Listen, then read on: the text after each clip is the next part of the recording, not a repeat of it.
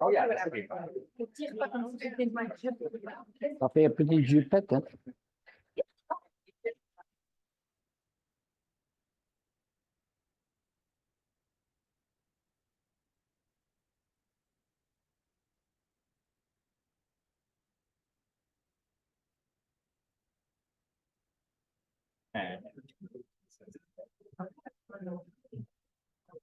Okay, we're going to get started this evening. So welcome.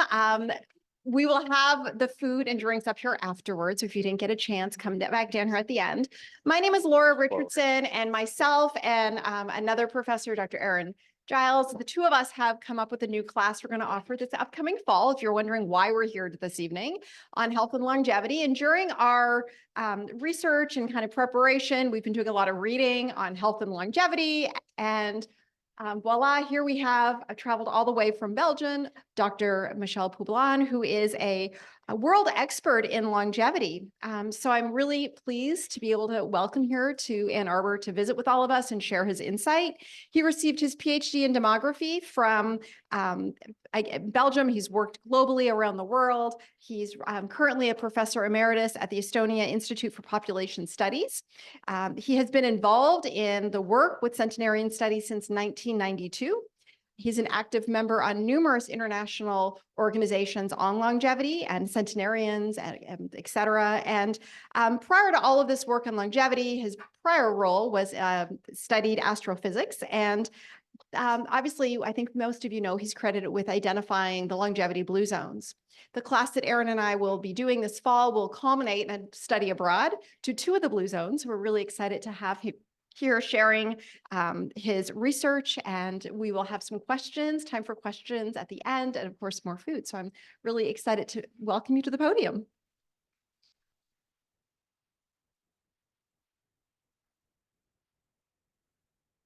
Thank you, Laura. Thank you very much, and good evening to everybody. Enjoy your meal, because I will talk about caloric restriction and fasting. So it's better to eat before. Okay, that's right. So this is the title that has been proposed by Laura, but in fact, I have another title, you will see. And amazingly, this is a presentation that I did in Curacao. This is an island, and it was for the 80th anniversary of a company, the most important company on the island, 80 anniversary, 80 years. And then I discovered that it was the most important funeral company. How not to die. Okay, you understood. But I changed, look. I will talk about this, okay? That's better, I think. Eh? Okay, this is really to put you in the ambience. Eh? You see, this is really important, how to become centenarian in 4 weeks. And it's not something that I found in the US. Eh? It's myself that find this way. Okay, let's go. I will talk about a bit my itinerary, because I have a very special itinerary, and it may be very useful for young students to know that in their lives they may have different way. And the first one, I started in the sky. Not because of the solar eclipse that we have 2 days ago, and that's the only reason why I am here. I came for the solar eclipse, and Laura, you know this. And but I started as astrophysician, that's something. And my first work was on Nordic light. I travel in Norway, and I have a spectrometer, and I want to know what was the composition of the atmosphere. At that time, the Nordic light were the only way to know what is the composition of the atmosphere at about 10 or 20 kilometers. If it was green like this is oxygen, if it is, and so on. So you have the possibility. And sometimes we were able to launch a rocket to see also. Now, there is no problem at all. We now have everything about this. But that was 50 years ago. So, and from astrophysics. And this is just an original record that I did with the different part of the spectrum there. That was in 68. You see it already a long time ago. Huh? And then from there, I went to history. This is a jump that is really amazing, but it's because of my wife. She was a historian, and I learned with her. My father was the teacher, the elementary teacher in a small village. I live in the school there, and all the archives were on the top there.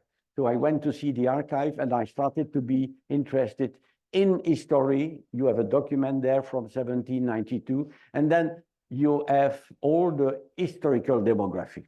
And being very interested in historical demography, I switched to demography. And this is important because astrophysics, history, demography, and demography migration. So can you imagine this? I started again a new course, a new university skill at 28 on demography, and I got a PhD with this topic of migration. Who moved from one state of the US to another one, and so on. So all the possibility to move between the states in the US or between other things. And I have a good friend that is still a member of the University of Michigan, Dr. Frey, that works with me at that time on internal migration. And then I switched to international migration. And for international migration, I work for the UN, I work for IOM, and I visited a lot of countries to see refugee asylum seeker in Madagascar, in Djibouti, in Tunisia, in Iran, and so on. And it's amazing because I was, for example, in Djibouti following those people who left the central part of Africa with only one bottle of water and a pair of shoes, and walking to try to find a boat to go to Yemen, and from Yemen to Saudi Arabia. It was really amazing. And before to take the boat, they left there on the soil the bottle of water and the 2 shoes. It's amazing. It's amazing. And that's an experience that you should have, to see all those people moving around the world.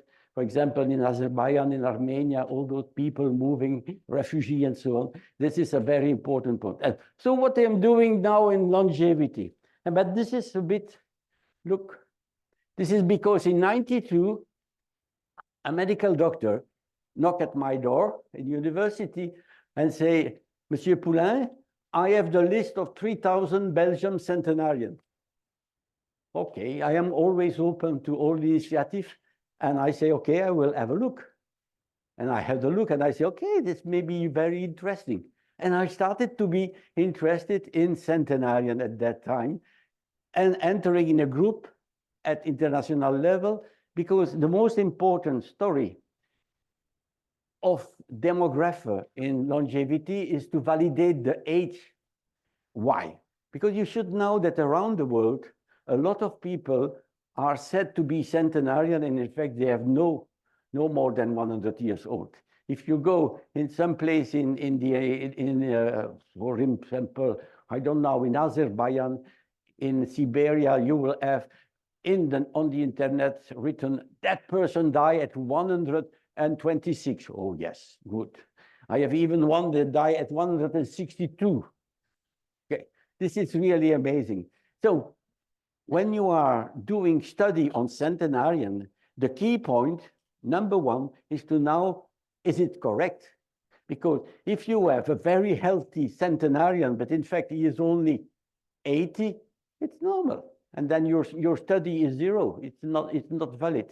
So you should be sure that they have it. And to do this, you have to look on document, and I will show you a document. But before that, I will tell you one of my most good. This is Martha. Martha is from Georgia. So I was in Georgia Caucasus, huh? Not Georgia in the US. Huh? Okay, so I went to Tbilisi, and in Tbilisi, the president of the retired person on the island, not on the island, in the country, gave me to visit all centenarian in his country. And he has a full list. I remember, even with people 132. But every time we arrived to see that person, he was not there. or she died already some time ago, and so on. I was really disappointed at the end of my trip. And then we have a last dinner, and suddenly the guy that invited us say, home with my mom is 110. I say, wow, let's go. Let's go to Tbilisi. And in Tbilisi, I met Marta. You see, this is Marta. And Marta, as you can see, has a Russian passport. And in a Russian passport, she is said to be born in 1891. And in fact, she was in 2002. At that time, she was 110.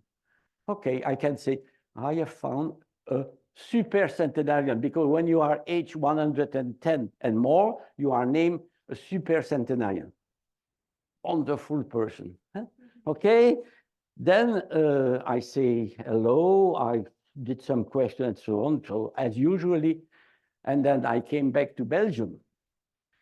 But unfortunately, 6 weeks after, Marta died. Is it because of me? I don't know. But Marta died. And then I received from my colleagues from Tbilisi some old documents that were from the year 48 up to 38. And look this document. This is household book. This is every 2 years, they fill a book, and in each page of the book, you have the family. And Marta is the second one. And you can see that in 1938, Marta was born in 1901 and not in 1891. This is a wonderful person, eh? Suddenly. Look, but there is a new book every 2 years. Look, look. 1900. Uh-huh. Look. 1895. 1891. And even you can see that the 5 has been changed in 1. So Marta is somebody exceptional. She succeeds to age 20 years in only 10 years. You have never seen this. But it's the proof. It's probably a real proof that there is an error, because I can see it directly. Why? That's another question. Why is it so? I cannot say it's because the men exaggerate their age, is it the women? Maybe it's Stalin, because Stalin was very proud of this country and on the longevity in the country. Maybe that in the atmosphere of the Stalin, we are on the age at that time, maybe that people, either Marta herself or the administration, it may be the administration. You never know. I did not succeed to know the reason, but it proves that you may have a lot of error in the age of people. And then I would like to show that usually when people are working on centenarian, they are taking one centenarian, do a survey, a blood sample, and so on, and they try to see why that person lived longer. And then they go somewhere else and they find another centenarian and they do the same. This is individual longevity. You select people that reach 100 and more. What is different is population longevity. It is a place where you have a higher number of centenarians, not only one, but 1, 2, 3. Just 2 weeks ago, somebody told me that in Celanova, in Galicia, Spain, in a village of 2,000 inhabitants, 12 centenarians are living. I say, 12 out of 2,000. This is really exceptional. But I will go there in May, and the first thing I want to see is the document. And I want to see also how many persons were born there 1 century ago. Because it may be that so many young people disappear that at the end of the day, you have only the centenarians that stay in the village. But okay, so this is something that I think we have to look around, and population longevity is a concept that I introduced and that help. Because look, this is on the left, randomly distributed centenarian, and on the right, you have a group, a cluster. And that cluster is very, very useful for our research, non-random distribution of longevity. And this hotspot of longevity already were in the National Geographic in 73. Alexander Leaf did a trip around the world, and he selected 3 populations. Hunza, north of Pakistan, Vilcabamba in Ecuador, and in Abkhazia in Caucasus. And he said, these are wonderful persons. They live to 100, 120, and they are very healthy, and so on and so on. Alexander Leaf was obliged a bit later to say that he was wrong. Because when he came back in the village, the guy that he saw at 110 suddenly as 120. So he saw really that it's crazy. And they understand that if you don't validate, it's not correct. But at that time, there was already one full article in National Geographic on the place around the world where people are living longer. And what happens? As I was involved in a committee in charge of the validation of age, we have meeting every 2 years. And the meeting was in Montpellier in 1999.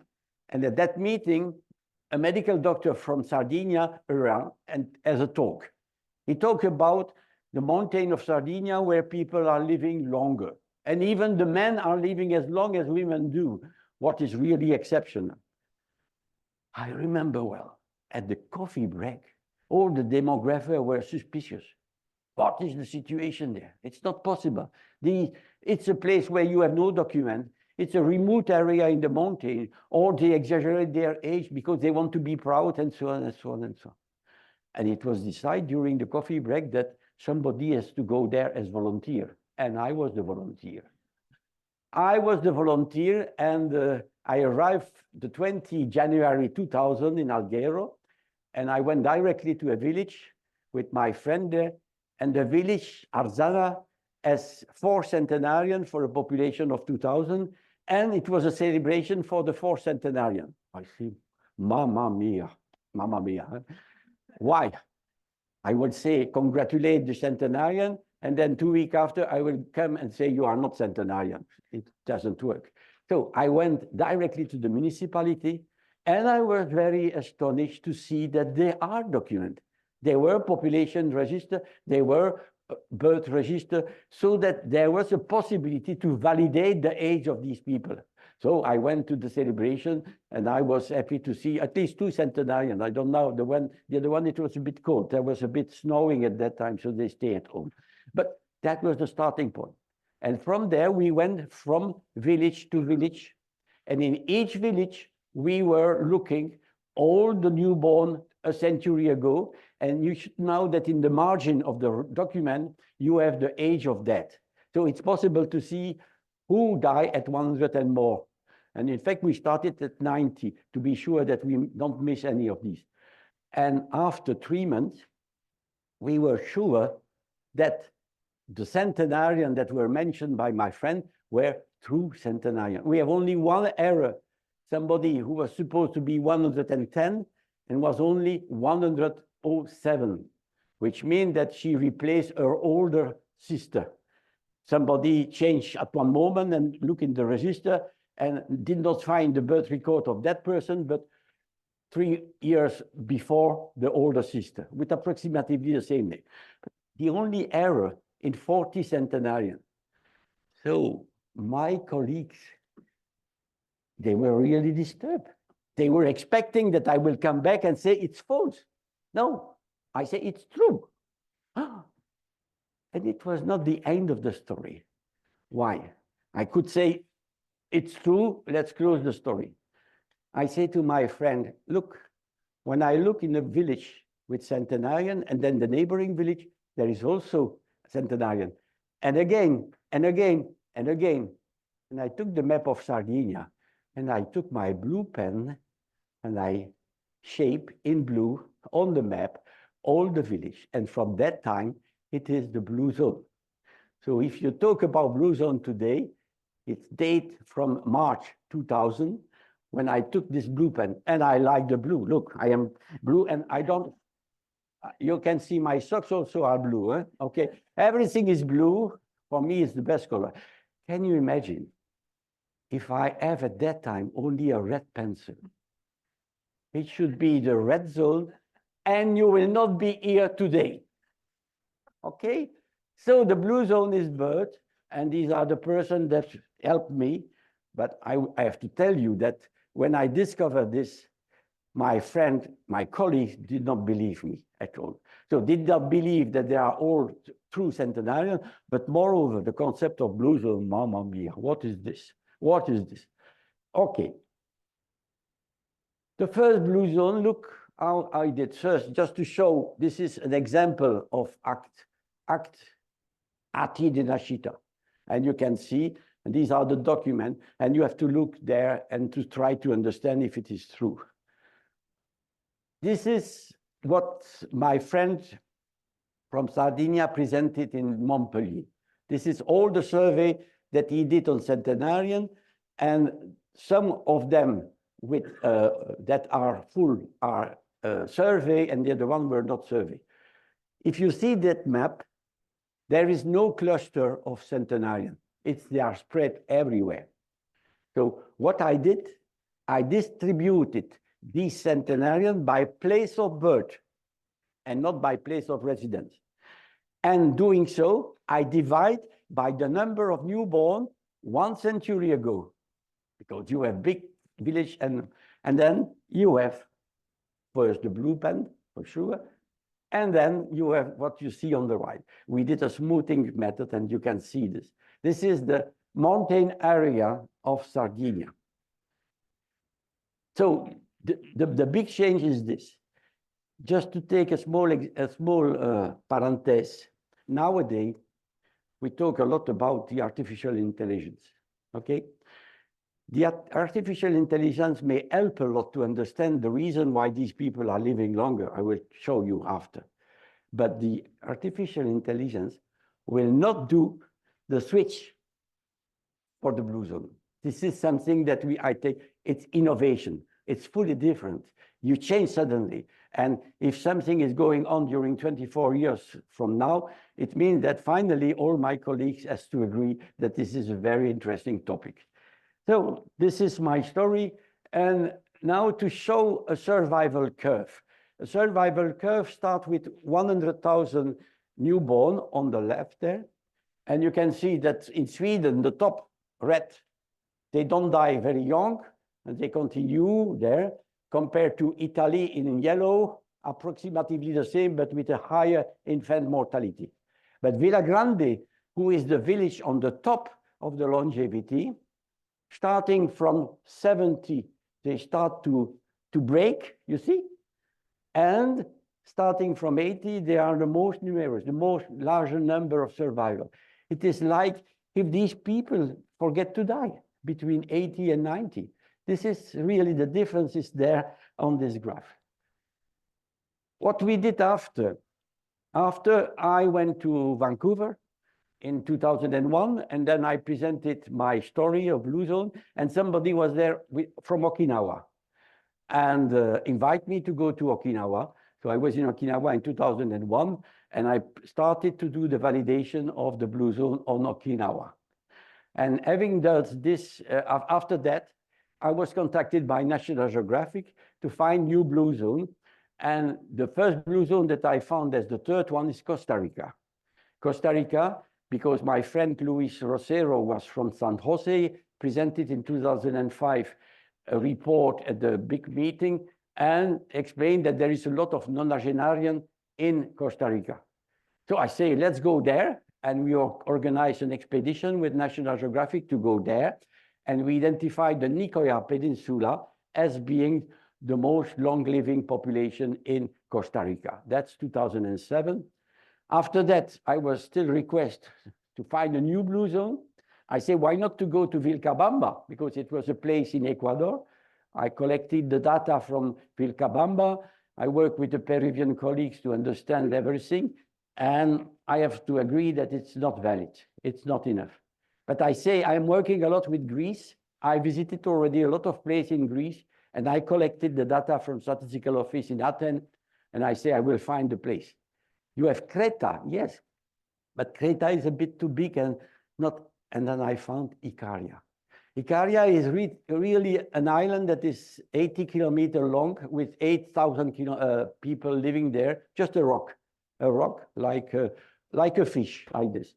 And nobody know what is in fact Ikaria. Samos, yes, Mykonos, yes, but Ikaria in between, no. No tourism.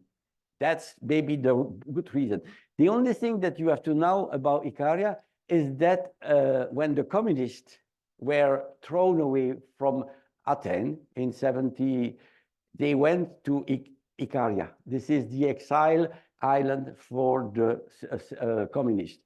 And it is the last communist place in Greece. And Mikis Theodorakis was there, in fact, in this island. And nowadays you have still common meal, you have still a special atmosphere. I will show you something on Ikaria just after. So these are the 4 blue zones, and you will tell me, yes, what about Loma Linda? Loma Linda, I have been there already 3 times, I was in touch with them. It is not a blue zone sensu stricto. Why? First, it is a religious community, and I know from Belgium and from a lot of places that monk and nun live longer. And even those who are very religious and very strict with their rules live longer. Their lifestyle is fully different. And the second point is that the Adventists, you may enter in the Adventist group at 30 and not at 0. You may leave and so on. And you are not obliged to live in Loma Linda. You may live somewhere else. So there is no special environment. Our objective is to see what is the role of the environment, the water, the fresh air, the slope, the relief, a lot of things. So in Loma Linda, no, this is not the same. I have been there. I did a conference there. We were participating. They tried to baptize me. I was put in the water, but I decided not to go directly in the water. Okay. And from very recently, I discovered a 5th blue zone in Martinique. Martinique, it's a place, and I've been asked to go to a meeting of centenarian, and then I collected progressively all the names and so on. And nowadays, on the internet, the French people, the French government publish every month the death of every person in France. So it is possible from my office to follow the number of centenarians in Martinique. On my list of centenarians in Martinique, I have 2,500 centenarians for an island that is 380,000, which means that compared to France, it's a factor of 2 above. And moreover, what I demonstrate is that if a Martinican decides to go and live in France, he will live less longer than the one that stay in Martinique. And that's something that I consider a crucial point. And I convinced 2 important persons now in Martinique, and they are going on now to try to stimulate and to say, we have a treasure. What is the origin of the treasure? Some people say that it's because they are coming from slavery. And slavery was very selective, because at the beginning in Africa, you have a first selection. On the boat, you have some of these who die. And when they arrived, they were working very strongly. So is it the explanation? You cannot tell it before to do a full blood sample and genetic analysis. But if you go and visit centenarian in Martinique, you will be very happy to see how quiet they are, how very relaxed and so on. This is a different way of living. And I think I show you my 3 ladies from Martinique. In the middle, Leonie's is 108. Huh? I was even at 108 in the birthday recently. The daughter on the right is 88, and the granddaughter is 66. You can see she is very young, 66. So this is one of the trio in, I consider this as a wonderful person. And Leonie's, when I was in her birthday, she was eating a fish, but a fish with the bone, you can imagine. And she was able at 109 to separate correctly what is eatable and what is not the bone. I even filmed this because it was amazing to see how a person of 109 is able to handle with a difficult thing. And she lives just in front of the sea, and she lives with the daughter, and so on and so on. A lot of things that are really different compared to the Martinican that are living in the neighborhood of Paris in a very bad housing and with the noise and all the pollution. I don't give any description. Why? The question that everybody has, why is it so that these people live longer? And as I say in yellow there, to be honest, we don't know. I added yet, because we hope to find the story, but up to now we don't have it. And what is, in fact, our observation in 5 blue zones, there are common factors, and these common factors, I will show them, but they are not enough. And the way they go together is not yet clear. So look, what we do, we have a blue zone and we have a non-blue zone that is considered as normal. In Sardinia, the blue zone is the mountain and the non-blue zone is the rest of Sardinia. And you try to find any difference between the two. For example, if all those in the mountain has a water that comes by this and this, why the other one does not have? So the water could be one of the factors. And so you have a lot of possibility, and you will identify what are the factors, the longevity factor. Look, all the list of potential factors from genetics, environment, sociocultural occupation, and lifestyle, mostly nutrition and physical activity. Why do we put stochasticity there? It's because scientists are a bit afraid to say that they don't know. They don't know, they say it's stochastic, hazard. But in fact, I am not sure that it's because our knowledge is limited that we put hazard. What about genetics? Genetics is something very difficult. Already in 1994, one friend working on centenarian found that ApoE is genes that is favorable. But first of all, favorable for him means 10 or 15% more chance to survive. 10 or 15%. For me, it's not a lot. And moreover, when we tried to see in blue zone if ApoE was in this direction, we were not convinced. So at the beginning, you know that at the turn of the century, the genome was discovered. We were able to look carefully all the specificity of the genes and so on. And they were expecting to find the genes of longevity, the unique genes that will be responsible for living to 100. We are still there. We are still there. We look a bit on the side, group of genes, epigenetics, what is sometimes more interesting, because epigenetics is the action of environment on genetics. Can you imagine if there were 1 gene of longevity? You have it, he does not have it. Kaput, you will live to 100, he will hire the service of the funeral company earlier, okay? No, so we are very happy that the environment may activate or deactivate your genes, so that you have a good genes, but you are smoking, so it's not activated. You have a bad genes and you eat correctly, it's not activated, the bad gene. So you see, there is a lot of possibility, but we are far to have the full knowledge on this topic. So I will not talk about genetics, it's important. I have even visited a family with 6 centenarians. Can you imagine? The family Melis in Perdasefogu in Sardinia, 6 centenarians. So you have often a brother and sister that are a centenarian, which means that there is something, but we are still there. You know, the science is not necessarily far away in this process. And let's try to see something more concrete. The nutrition, as I say, you have an example of nutrition there in front of you. So you have here the beautiful vegetable and fruit from Barbados. It's not exactly the same as you will find in an arbor in the shop. This is very on the market. You have very basic food like this, but very natural, just coming from 2 miles away, and without any pesticide and so on and so on. This is Barbados. And on the left, you have the Gallo Pinto in Costa Rica. And on the right, you have the Goya from Okinawa. So every blue zone has a different type of food. So there is no specificity in the food in the blue zone. If somebody say, this is because of olive, no, forget it.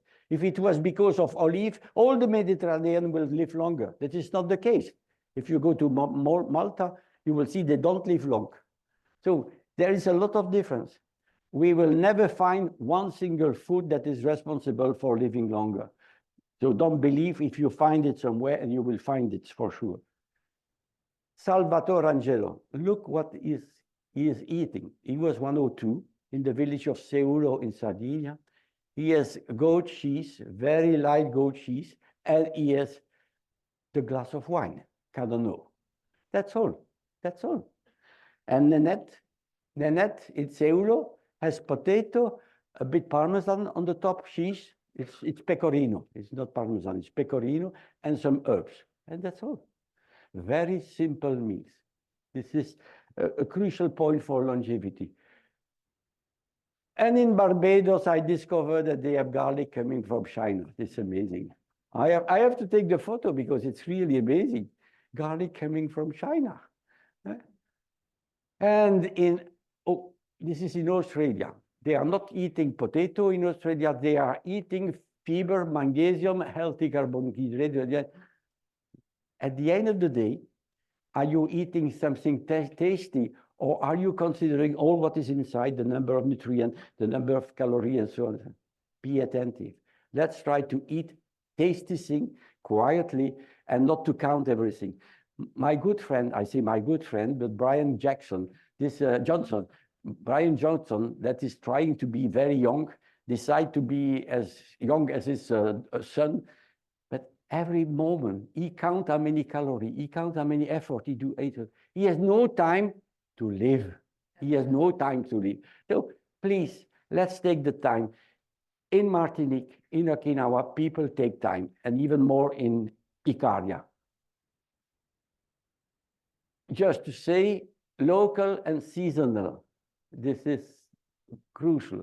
If you have to bring strawberry from the other side of the road, yes, I saw in our hotel we have water coming from Fiji. Can you imagine? From far away, from Fiji. But it is to support the preservation of the nature in Fiji, but at the same time, the airplane that took the water or the boat, yeah, that's another story. And in season, if you go to Sardinia, you will not eat any tomatoes in winter. The tomato will come with the spring, point. Here we have tomato all the year. 90% of what appear on the table in village of Sardinia come from the village. The bread, the wine, the meat, the cheese, the pasta, a lot of things like that, all is produced in the village. This is very, very interesting to know this. And I will say that there are two things that are not coming from the village. You will be disappointed. Coffee and Nutella. Okay, coffee and Nutella. That something very not coming from it. So, in fact, I consider that, and this is my next story, meat and dairy. So they eat meat. Don't tell me that they are plant-based diet. They eat meat, and they need to have enough meat to be strong, to go and run in the mountain with the animals and so on. But the meat in Sardinia is fully different, because the animals go in the mountain and take all the oxidant herbs and so on. They have a very different way to eat. And it's not what we gave them with a lot of zinc in our country. So very good meat. This is caprese, ovine, and less cow, but the small animal. And the cheese is done locally, and the meat is locally. This is very typical from that region. And no processed food. You know as well as me that the most important killer in the US and in the world is the food industry. Okay, it's the food industry. Yeah? And in this area, nothing. They do They use themselves. This is crucial. Hello. So you may enjoy your meal. But no, it seems that it was very attractive. I did not taste it. I did not taste it. Laura, I did not taste it. But after, I will go and try to find something. Yeah. No fasting and no calorie restriction. This is just, no. In Blue Zone, I never heard the term fasting, except during the war. Then it was not fasting, it was nothing. Okinawa during the war, the other two. And in Sardinia in 47 and so on, they were really hunger. They were really hungry. So no fasting, even intermittent fasting. My good friend Walter Longo from California do all this campaign on fasting. Yes, but no. And the second, caloric restriction, they don't count. But they don't eat too much. And they stop when their stomach is 80% full, but they don't count. They feel it, okay? It's not a question, how many eggs did I eat? And so, no. They know at one moment that it's no more. And nutrient and food supplement are unknown. You don't have, okay? This is something that we have to think about, and no specific diet. Don't talk about Mediterranean diet. I have seen a paper, scientific paper, where there were 50 different types of diet. Okay, they don't think about it. They just eat normally and not too much, and very good. The bread is a music paper bread, which means it's very flat like this, but it's a wonderful one. It's the only bread that you have to wash before to eat. So you pass the bread under the water, and then it's easy to eat, but before not. It was a special bread that the shepherd took with them for 6 months in the mountain when they were with the animals far away. That's why they have this type of bread. Okay, no plant-based and no vegan. This is nothing to do. They don't know what it is. And now a bit activity. My good friend Johan Riudaves, 102 on the photography, and he died at 114. I saw him at 112. A wonderful person, really nice person, and really able. He signed for me. This is his signature. He gave me an autograph, no problem. And he was 112. So he is very, and the bicycle is maybe a bit older. You see the bicycle? It has nothing to do with the bicycle today. Hello, this is somebody coming from the forest, 95, with wood and honey and a donkey. And this is a cowboy of 92 years old. I have to wake up at 6 in the morning to see this cowboy in Costa Rica. Okay, 92 and able to, with the lasso. Woo! And Pachito, Don Pachito at 102 still on the horse. He just died recently at 108. Wonderful. No, amazing to if you, and they are very, I will say, intellectually, you can discuss with them. I remember that in Costa Rica, I met 35 centenarians. There was only one that was not able to discuss with me. All the other ones were very talkative and very simple. This is, I saw in my career probably more than 200 centenarians, and I can tell you that most of them were very clear in their mind.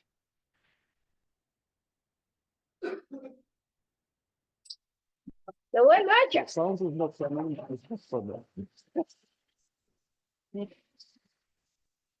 One is that. Hace mejor que yo. Ya no es nieto, papá. Que yo voy a leche. Y trabajo con machete. ¿Ves? And this is in Cuba. I took the photo of a man, 100, he did cigar all his life. Look, the end. Don't look mine. It's really something that I wanted to show you. And this is my friend from Sardinia. and he decided to compete with somebody in Ikaria, and he lost. He lost.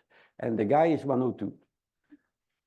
And in fact, I remember the first time I went to Ikaria, one of the person there shake the hand. I shake the hand. I feel it during 2 days. I have never seen ants like this. Terrific. And they have time to do everything in Ikaria. It's wonderful. There was a pharmacy open from 9 to 6. They have to change from 11 to midnight because everything is relaxed, quiet. We have time. Okay. Hello. This is the family support. This is a couple, you see, quietly in front of the fire. And this is in Sardinia. Family support is important. I really like this photo because it shows the real love between two persons, but these persons are more than 80. And if you look where they are living, you will see that it's very, very, very simple. Very simple. I did not show you a lot of photos, but it's very simple. But they have between them the support and the love that is really more important than everything else. Look, this is a photo taken by a good friend in Ariane Clément. She's a photographer. She did photo in all the blue zone, in black and white. She is living in Quebec, and she's a very nice person. I hope sometime she will have the possibility to do an exhibition. She is the most exceptional photographer that I saw, and very nice person. And this is the only person that I found in nursing home. You have to know, this is in Costa Rica, one person in nursing home, and in Villa Grande, nobody in nursing home. If your grandfather or your uncle is sick, everybody will organize in the family to go and take care and so on. Nobody in the nursing home. Okay. This is something. Then you have the support of the society. This is a celebration that was organized in Nicoya, and the vice president of the country was there. So, and a lot of people, and 40 centenarians came from all villages around and celebrate the longevity festival in Nicoya. So the support is crucial, and we have the main lesson, we have to try not to throw away the old people from our society, to put them out of the society. Expulsion. No. In a lot of countries, they have the solution to keep their old people. In Sardinia, the oldest men are on the place in the village all the day, and they look everybody and so on. This guy doing cigar was nearby a school, and look, all the children in the school all the time. So you have really a lot of things. I did not say Cuba. It's really a wonderful place. There are probably some possibility to find a blue zone in Cuba. But when I was there, I have some difficulty in the municipality because after 5 minutes, they throw me away with the police because I was not able to look the register. It's still a possibility, but I still hope to have an opportunity to validate the longevity in some area of Cuba. This is just north of Santa Clara. But if you go in the cemetery, what I do all the time, you will see all these people that die at 90, 95, and 100. I have the feeling that I have a special sense, and if I go in the cemetery, I feel longevity. Just the same as I feel last Saturday here nearby, it was the cannabis. I remember, okay? No, but I go all the time first in the cemetery, and I am very interested to see how the cemetery is organized and all the dates in the cemetery. This is to avoid the problem of stress is one of the most important. And you have the feeling that these people do not have stress. They don't, for example, they don't take care about money because the money, the daughter is living nearby, the daughter take care and so on. So no, there is no problem of money. And Faustino on the left, wake up at 4 every Saturday to go to the market in the city. And the other one, in the middle, this is somebody from Okinawa. And there, this is also from Nicoya. They are smiling. And they are very nice and very happy. And no stress at all. The stress is one of the killer after the other killer that I told you, the food industry, the stress. Look, you are not stressful. In Sardinia, the key is outside. It means you may enter. I remember in Santa Lucia, this island in the window did not have glass. It's not a problem, okay? Someplace in Africa, I remember, the first thing that you buy is a lock. So it varies from culture to culture, but it's really good. I have been very positively interested to see in your countryside that between the houses, there is no fence. Why, if you go in my country, the first thing that you do is to do a fence like this one. I don't know why they put it for me here. This is, I have the feeling that I am like in the zoo here. Okay, allez, hop. This is very simple. Huh? You see, this is, I took this photo because it's really showing that the life is very simple. And this is the nature in Costa Rica, and this is the anniversary. The women on the right is centenarian, and this is somebody coming to say hello, congratulations, and so on for the. And for sure, the religiosity is very important, and this is Leonie's there reading some verses, the Bible. And Felipe. Oh, Felipe is a crazy person. Felipe wanted, it was said that he was 108, but finally, after checking, I did not receive the document, and I discovered afterwards that he was only 99. But look what he was doing. He has, I don't know the translation, catapult. Okay, and he tried to do this. Be ready for the next slide. Eh? This is the view in the sleeping room of Felipe.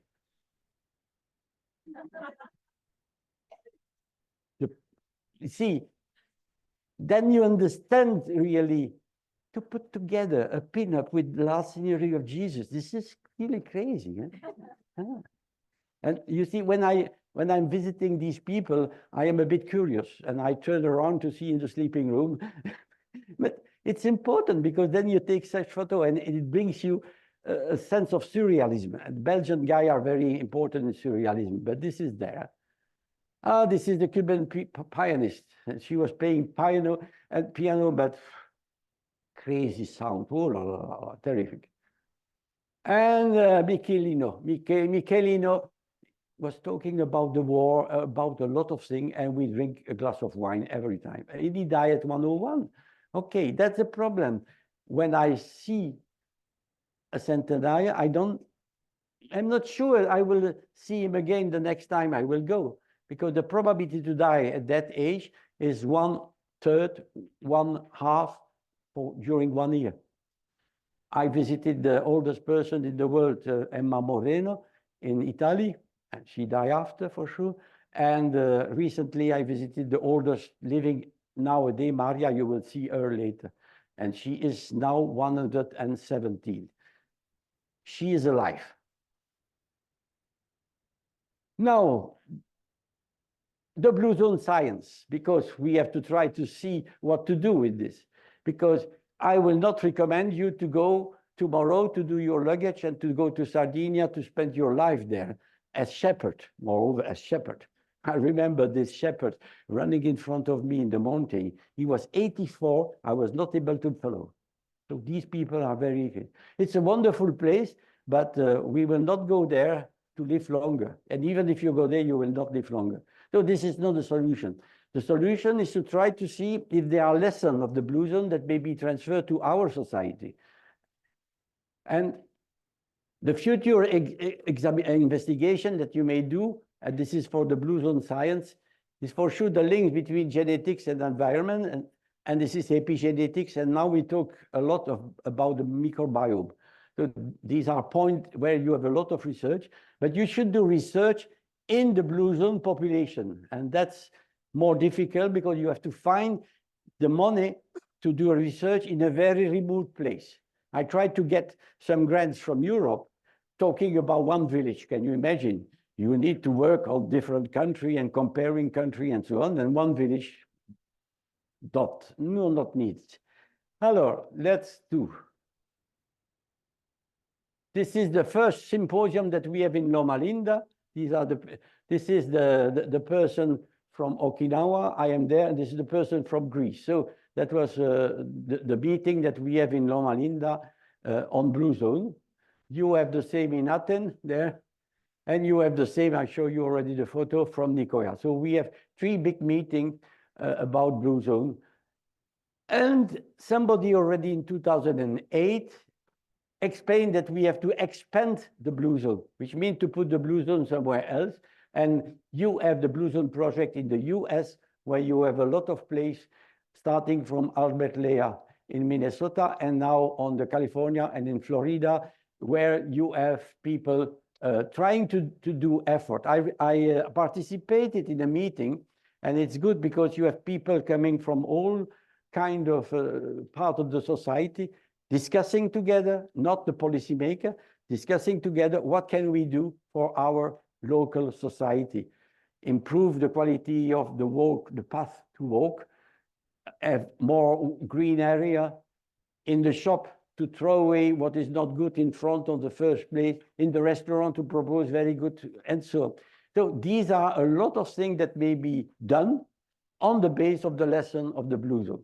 And we have the same in the Netherlands. So we started there in 2017, talking about the positive health and even man-made blue zone. So which means that we create blue zone. And we have still in June, we go to Zwolle in the Netherlands, and they will again do a festival blue zone and trying to involve people locally. A lot of people in the Netherlands are very happy. Even in Utrecht, you see this part there, it will become like this, a place where you have multi-generation, where you have no car, you have common garden, you have a lot of possibility. This is the future where the generations are integrated. You are not thrown away from the society, you are integrated. And you have even the possibility for your grandchildren to put their tent somewhere there, and when they come to visit you, you have a lot of possibility. But it should be supported by policy, I think so. In Belgium, you have Blue Zone Flanders, and you can have really a change. And it's written that in 2040, a rest home will no longer exist. So the nursing home, the place where you put the old people will not exist. We have to change our society in this direction. And this is an example here. You see, yeah, Willie is 90 and he is doing his exercise. And there is a special place in the city where you may do this exercise. And this is mostly for people who are above 60, 70, and so on. And you do this exercise. And this is a place where you have small houses. This is béguinage. I don't know if you understand béguinage. It was in the past where the nuns were living there, and now it's old people that are living there. Now, in summary, just to say that longevity, the explanation is multifactorial. Secondly, you need a multidisciplinary perspective, which means that you go in your discipline alone, you will lose most of the story. You have to consider that you are not alone, and the secret is not in your field of competence. It may be outside. So the problem is that people and scientists does not want to work together. I have really problem with colleagues from other disciplines. They use other scientific tools, other perspectives, and they talk really of very complex things. You should talk simply and to try to agree that the other one should understand. And there is at least 10 disciplines involved, from genetics to environment, to nutrition, to psychology, and so on. And we have some meeting, but it's not easy at all. That's why I say that the secret might be very long to be disclosed. And maybe I will close my career without having the explanation of the secret. By the way, I'm working in Estonia, and they give me a contract up to age 80. That's something that is very interesting.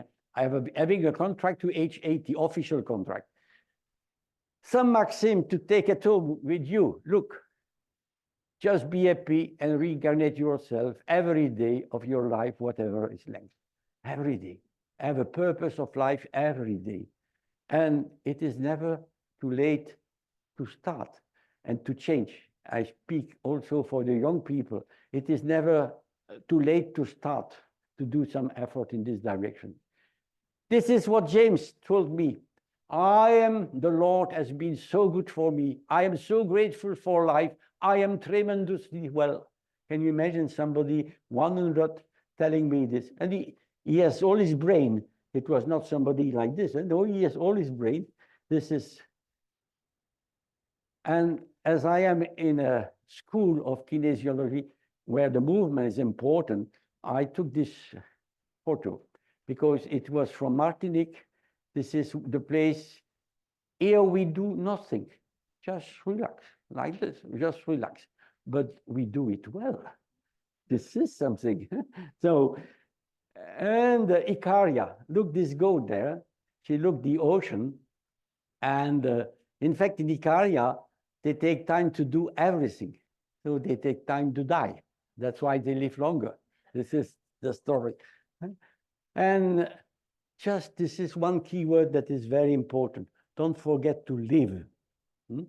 And if you change one letter of this word, you have love. And the two are important, live and love, okay? And this is nothing to do and very far from nutrition, okay? This is something you have to think about. Look, Antonio Todi, he was 112. You have the feeling that the skin like a baby. I will say that he smelled the baby cadom. I don't know if you know this very special soap for children. He smelled like this. He was surrounded by the family and so on, 112, and the eyes are so, so beautiful. And he has a secret for sure. And this is last July. And last July, I went and I saw Maria Brañas. She was at that time 116, and now she celebrates her 117. And we did an interview, and it was mostly the daughter that answered the interview. Maria was there, and but at one moment we decided to do the photography. So everybody came and surrounded Maria, and at one moment I took her hand, and she turned her face to me and started to talk. It's really amazing. And what I received from Maria, I want today to give it to you to go at home. Thank you very much.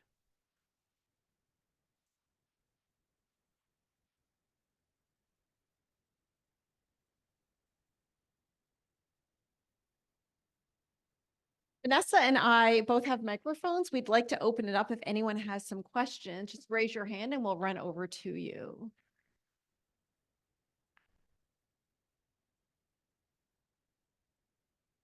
I have a question. So in America, we live very like sedentary lives. We focus like on work and not really like moving. What do you recommend to like an average working person to try and get more like daily exercise that isn't just like going to the gym, and like how to apply these things into a life that's a little bit harder to do that?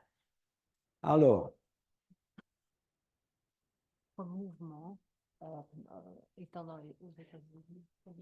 it's clear that I am against big exercise one day and nothing the day after.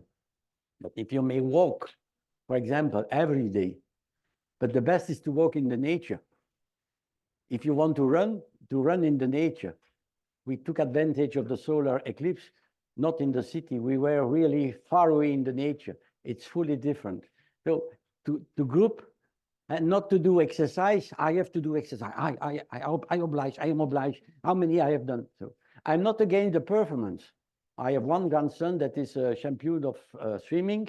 He will go to swim in the championship in Belgium and even in the European Junior. So it's good. For him, it's very positive. But somebody who wants to do effort and, okay, I have still to do it. Sometimes I saw advertising on the TV of something really like this and up to the end. But I have a wife here that is doing a lot of physical exercise. She was champion of judo, Miriam? So, and she likes to go twice a week to do in the fitness, to do some exercise. And she tried to push me to do the same. Okay, that's another story, but we succeed. But I'm moving all the time everywhere and so on. So we will do our best. But just by the way, obesity, we were in a meeting in Curacao. Obesity is one of the key problems in Latin America.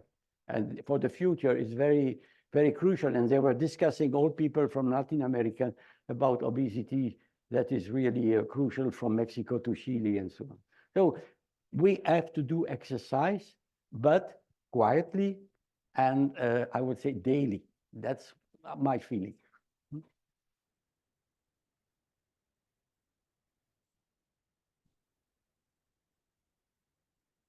I have two questions. Yeah.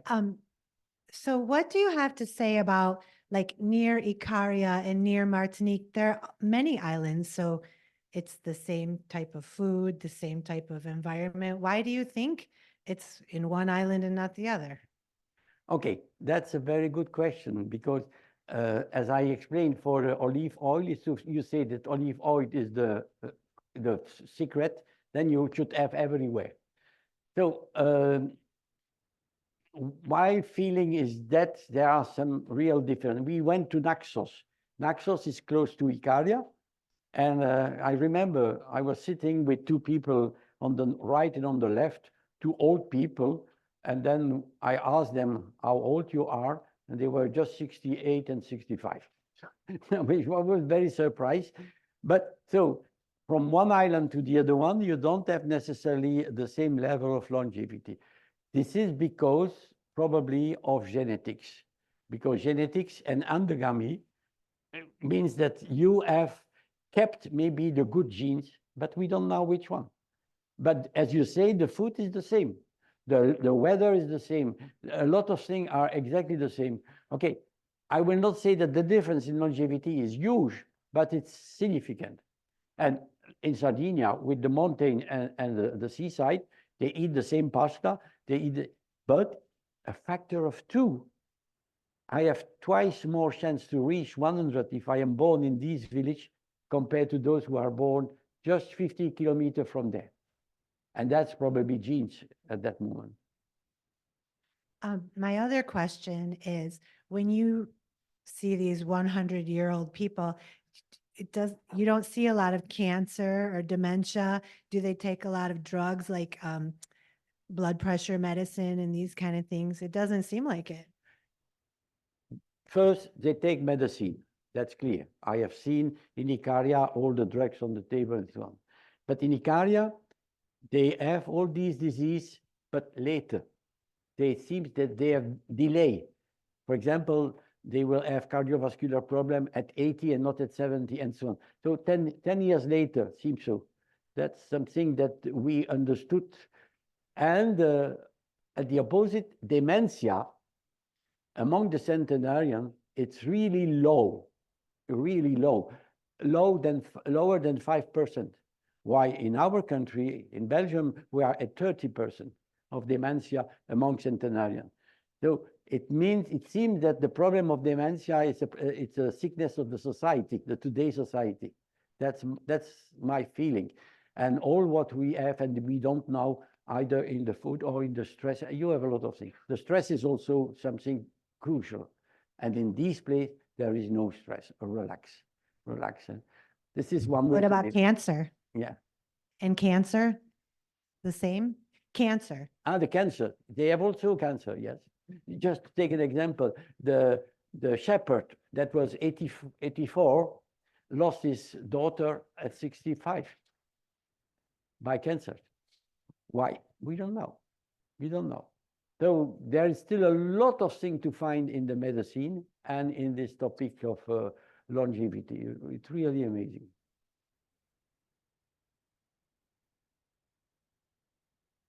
I'm just curious how your lifestyle has changed since studying the blue zones.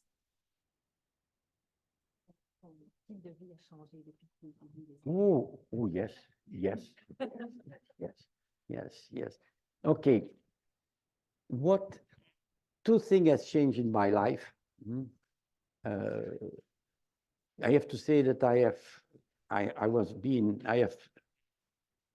not anymore with my wife, but we are the best friend of the world. This is my partner here. And with my wife, I have 6 children. And I have 14 grandchildren, 15 grandchildren. Yeah, the last one is 15. So I am really a grandfather with the last one. And it was even crazy that during the previous lesson, my son called and it appeared on the screen in all the room that my son is calling. So I am grandfather and it changed a lot. I was not able with the first one. The oldest grandchild are 21 and 20. And they are, I would say, I was too young. But now with the last one, that are 4, 2, and 0, I am very attentive and I go and play with them and it's a wonderful time. So this is something that I feel important. The second point is that amazingly, my partner and my ex-wife are the best friending of the world. So I succeed to have the full peace and my children are so happy. And when there is a celebration in the family, she is there with my wife and no problem. And everybody understands that it may be that in the life, as the life is larger and longer, that you have somebody where you have a place in your life. You may have children with somebody and she is the best mother of the world.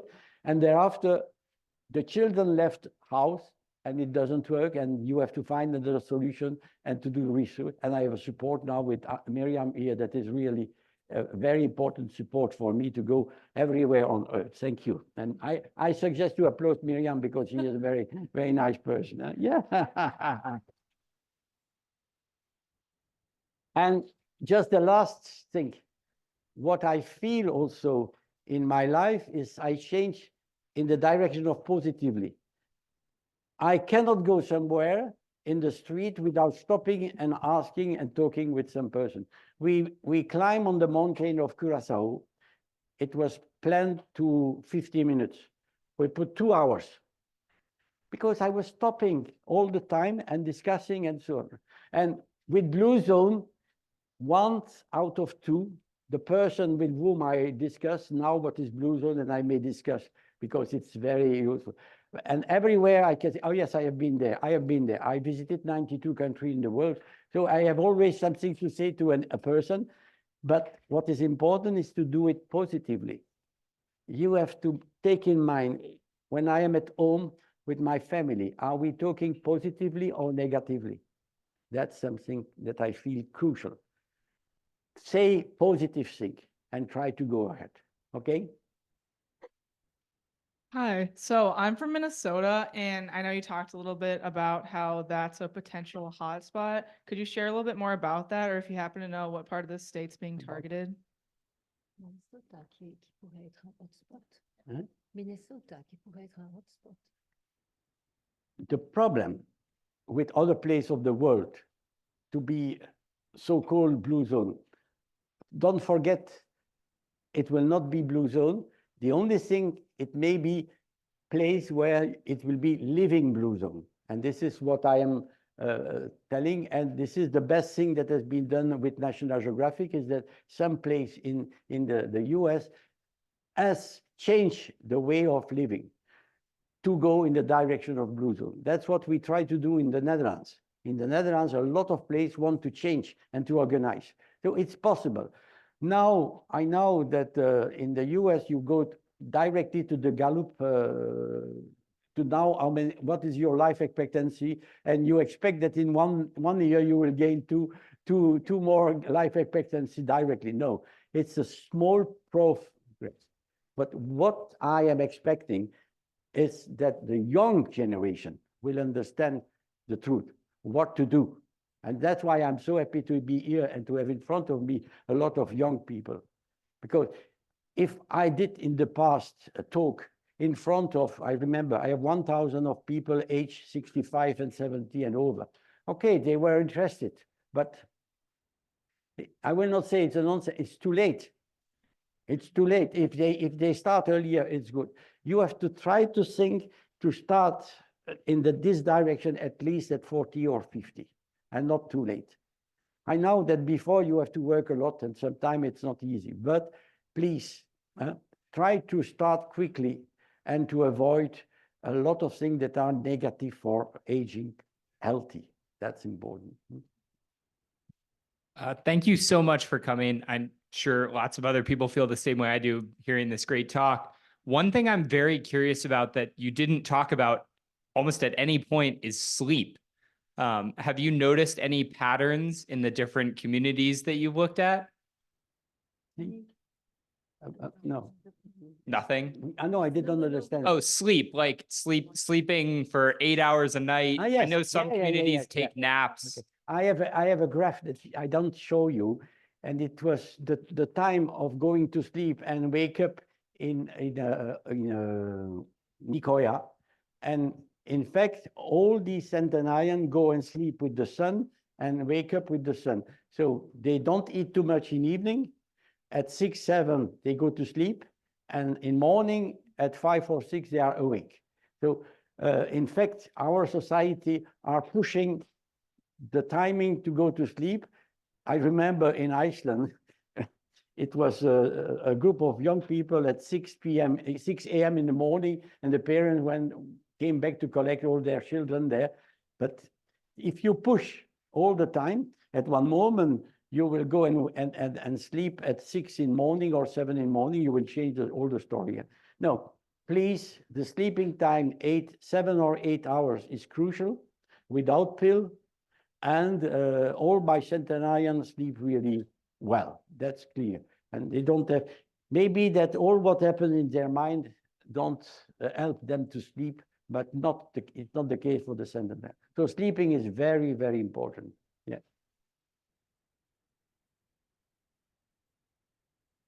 Hello. Okay. Hi. I know food resources are very important in blue zones, and they're quite relevant. My question is plant diversity in gardens important for sustainability for Mother Earth? I ask this because many farming methods in the United States are not sustainable, and they have like single rows of crops in farms.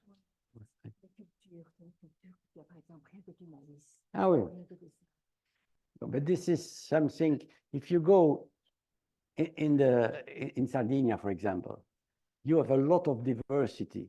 And as I explained, this village of Villa Grande start at 0 meter nearby the sea and go to 1,500. So they have all type of, and very small pieces of land. In fact, in your country, in Michigan, you have big piece with the same culture and so on. And we have in Belgium with the same situation, a lot of problem in the production also. The situation of the microculture, very small, and change adapted to the soil is very important. I think that some people understand that doing this will going to the tradition is going backward. No, it's going forward. We have to go back to some tradition that were in the past. In my country, you have more and more local producers that are selling in the city their produce, and they do it biological correctly, but very small quantity. The best bread in my country is the bread done by a baker and only a small number of pieces of bread. But if you go in the industry and so on, the food industry will disturb you. I think you have to think about the future of the agriculture. For me, it's crucial. And not only in your country, but also what you are doing in other countries. For example, the Koreans are buying in Madagascar a lot of field to produce their rice. And they like this. You have a lot of things that are happening, and we should even control and think about what will be the future. Is it sustainable? I have seen that you have a department of sustainability. I think this is one important point. The sustainability is the agriculture and the food and so on that will come, and the quality of the food. This is something. But my children are very attentive to this, and they produce themselves. They have animals. They produce their own vegetable and so on, because they understood that it's really important for the future. Thank you. So I have a very quick comment. We have a centenarian woman in Michigan who is 116 years old, according to newspapers. I also wanted to ask you, which is perhaps not a generic question, whether you know Dr. Thomas Pearl in Oh, Boston. the first time that I met him was in 2001 in Okinawa.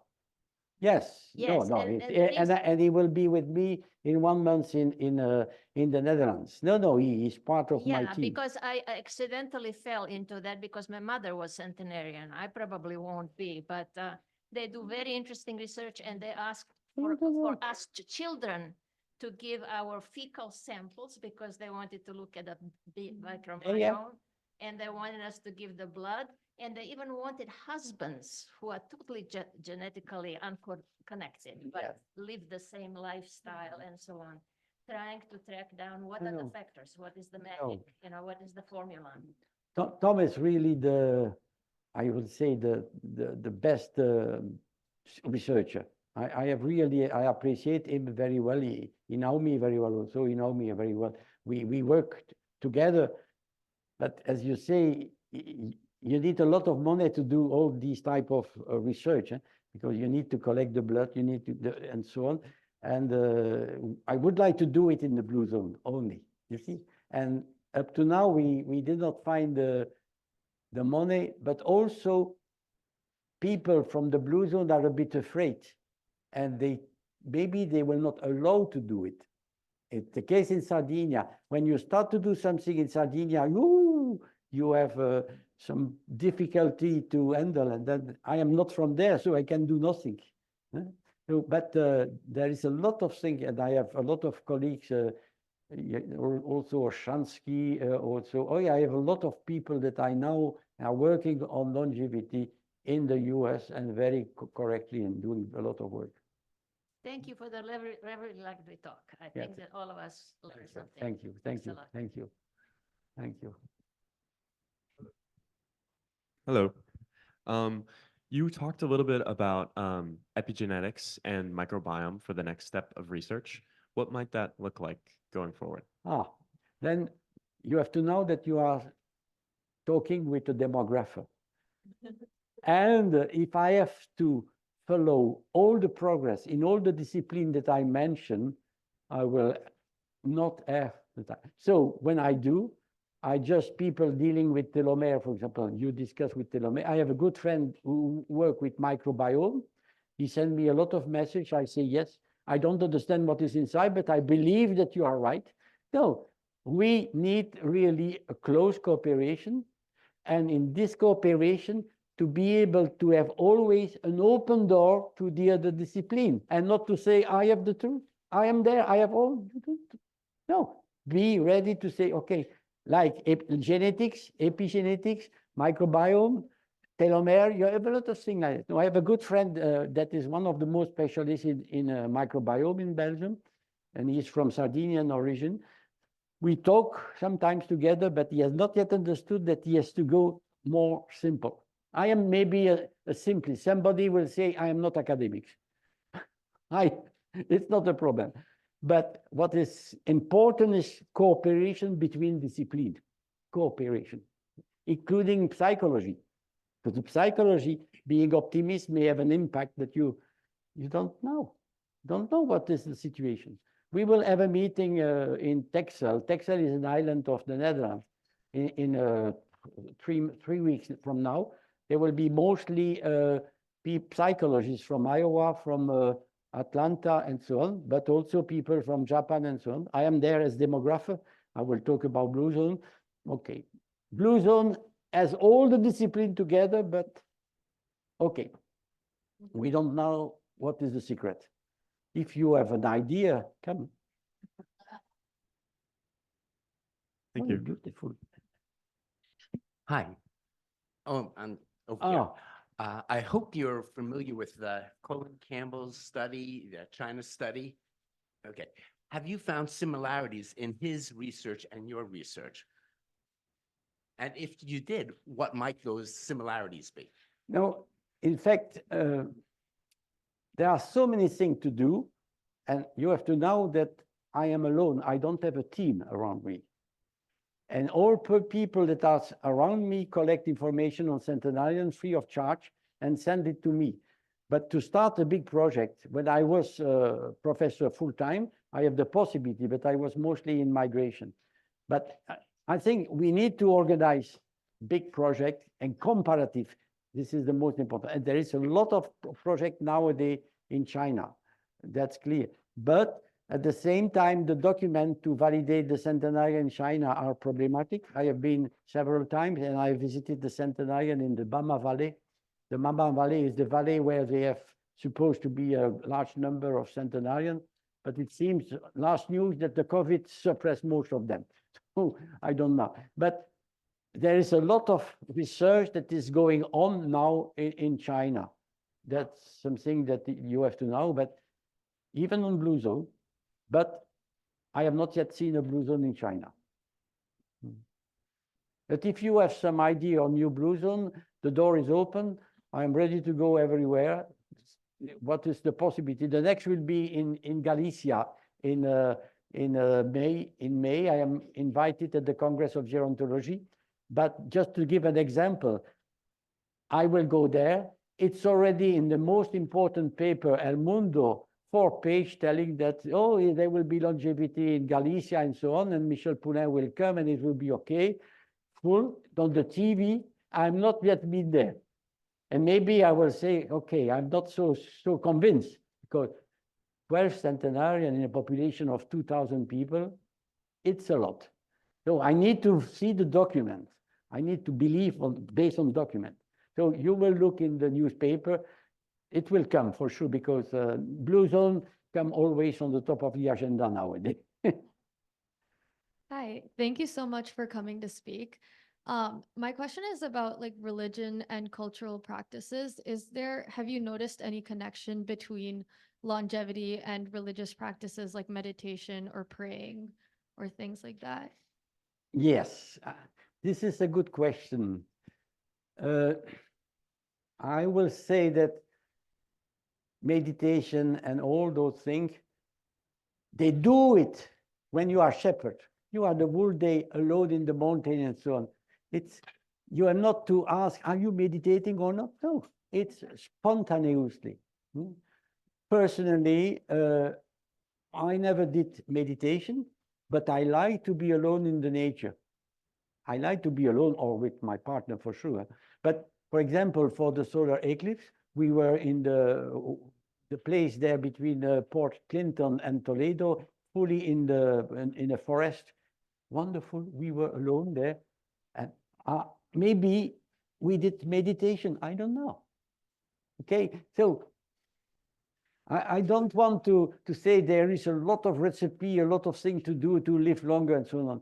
Just live and love. That's for me the most important. Okay. That's my feeling. My question isn't directly related to the blue zones. Oh, I'm over here. Yeah, well, you are there. But I know in the beginning you spoke about your research with asylum seekers and refugees, and I'm curious if you found any patterns in the health or lifespan of people who are experiencing high stress migration. If I found what? High stress avec l'immigration. Oui. Oui, s'il y avait du stress. Yes. It's clear that I have the opportunity to see a lot of refugees that left Ethiopia, went to Djibouti and to cross to Yemen and so on. And I was with the director of IOM, so I was in good surrounding, and we were able to discuss. It's really a big, big problem. But where is the problem?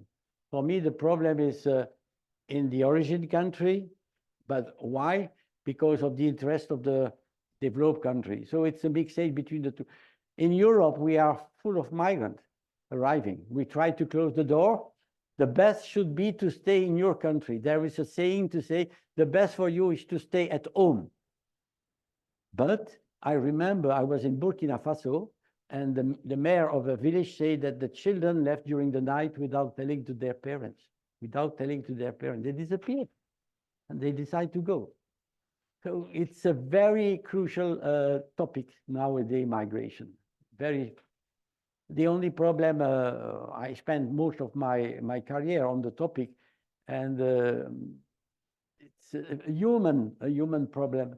And I have no idea how to solve, because the business and the interest is everywhere.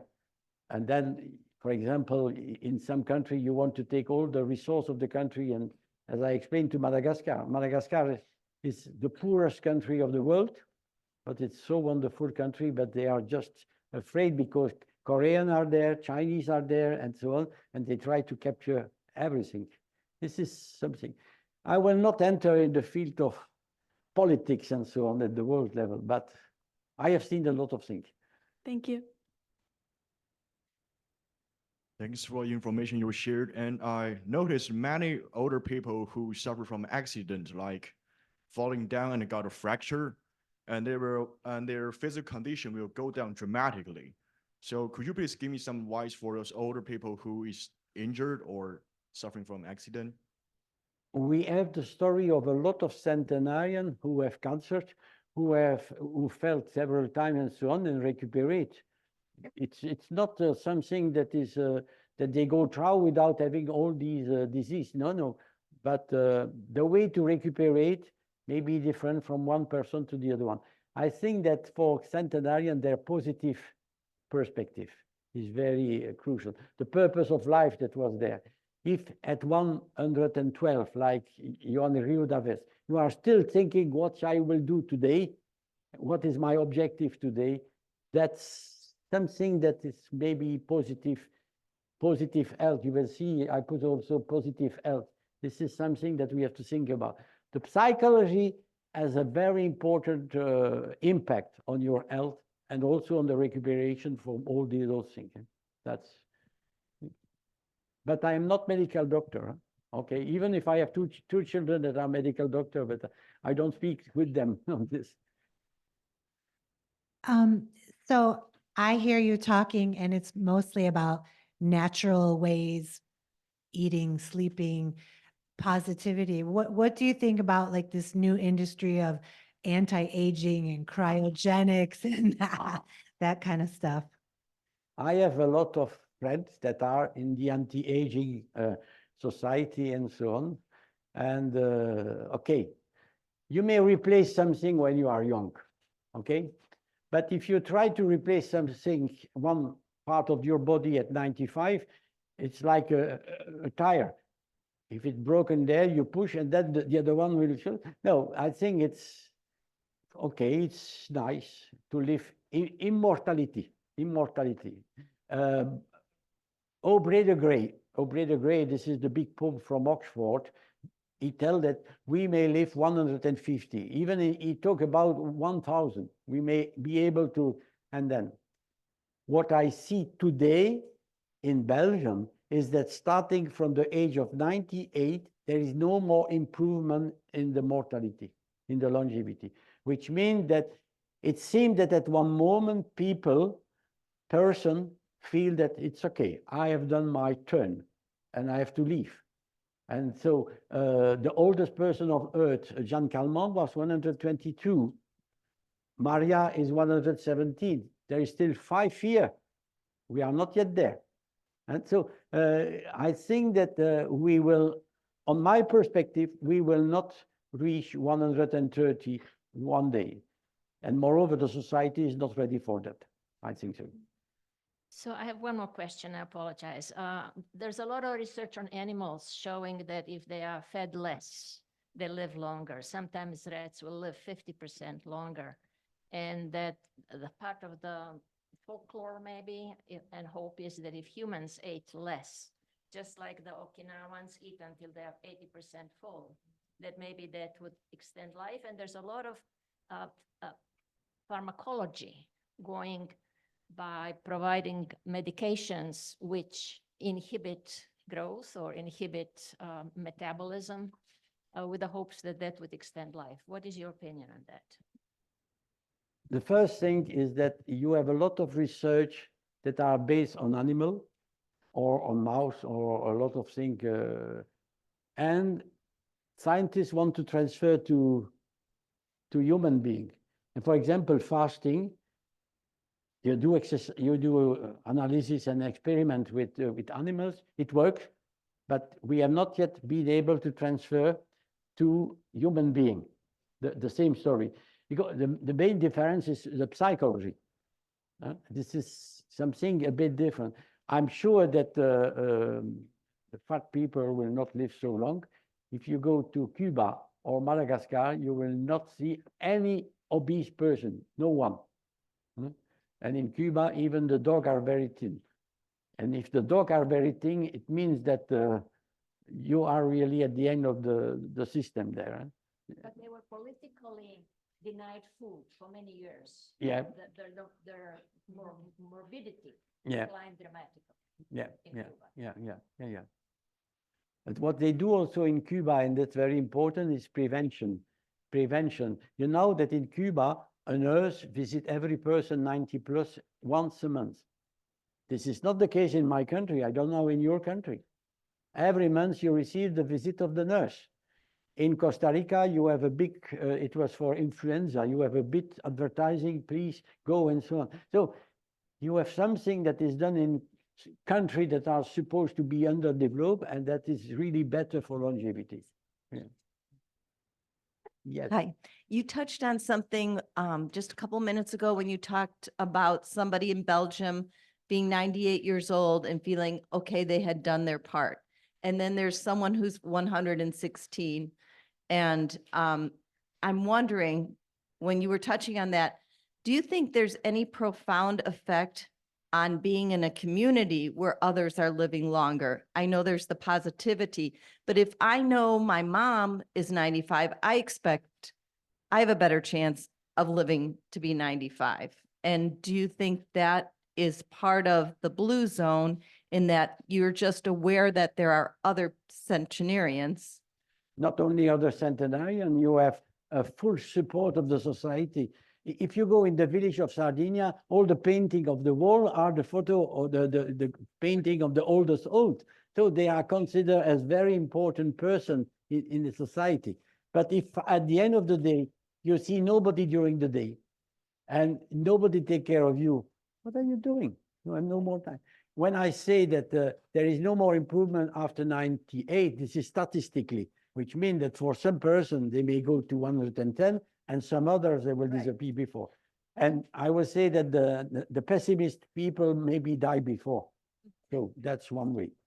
Okay, I know we're at 7 and a lot of students want to snake out. So if you want to leave, it's okay. We have one more question and we'll stay. But if the students want to leave, that's okay. So go ahead. Yeah. You mentioned like the work of Dr. Walter Longo, and like something that's been noted with like fasting and longevity has been autophagy. Do you think those studies are more relevant for like Americans who may not have like some of the controls that like they have in the blue zones as far as like where the food comes from and like being in a more like sedentary lifestyle? No, we did not understand the question. Could you repeat your question quietly? Yeah. When you were referring to like the studies of Dr. like Walter Longo earlier, you touched on like how you don't see like fasting or like time restricted eating being a factor in the blue zones. Do you think that those studies are more relevant for like people in, for example, like America who live more sedentary lifestyles and like don't have controls on like where they're sourcing their food from?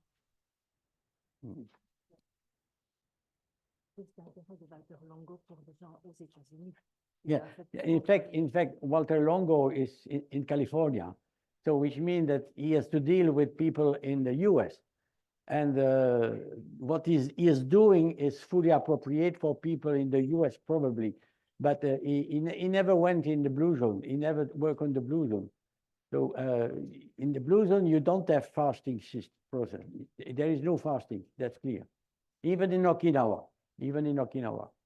But they are very thin, and except the new generations, you have to know this, those who were born after 47 during the US occupation are now obese, and there's a higher mortality compared to the rest of Japan, just because they receive a lunchbox prepared by American during 10 years.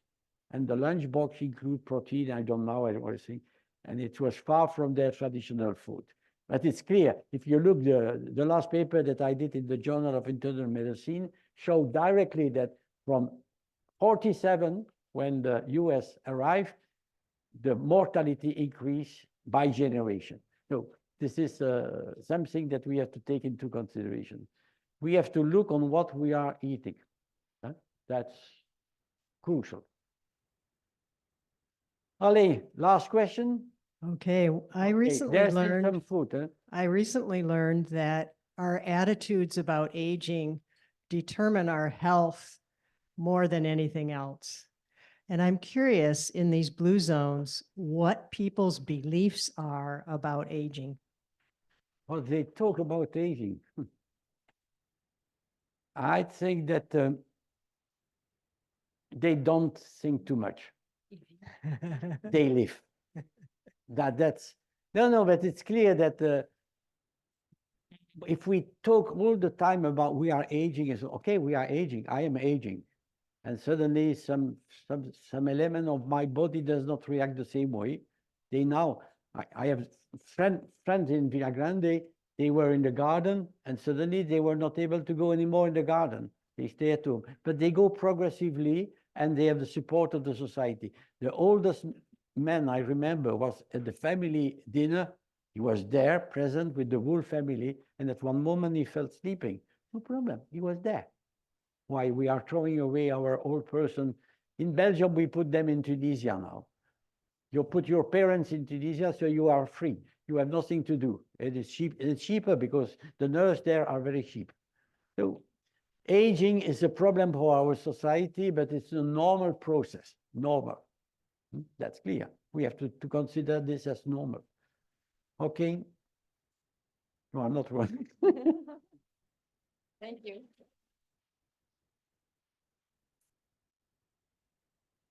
Bien.